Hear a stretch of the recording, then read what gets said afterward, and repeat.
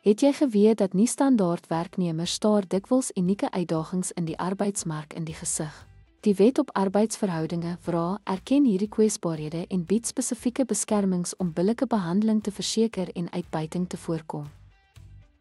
Die WIF bevat belangrike beskermings vir nie-standaard werknemers, veral vir tydelike werknemers geplaas deur tydelike werksgeleenthede dienste, TES, na 3 maande se werk by 'n kliënt word hierdie werkers geag werknemers van die kliënt te wees vir die doeleindes van die WAF.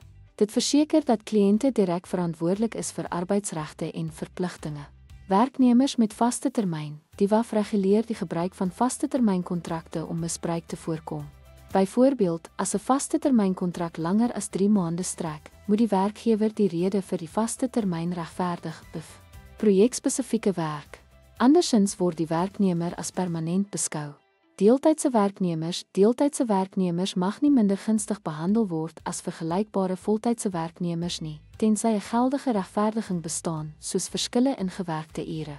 Daarbenewens verskaf artikel 198, 198a, 198b en 198g van die WAF spesifieke reëls om kwesbare kategorieë werkers te beskerm, wat hul regte op billike behandeling, gepaste voordele en beskerming teen onbillike ontslag verseker.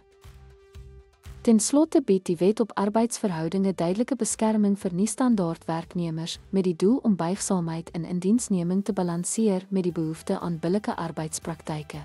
Hierdie regulasies help om misbruik te voorkom en werksekerheid vir kwesbare werkers te bevorder.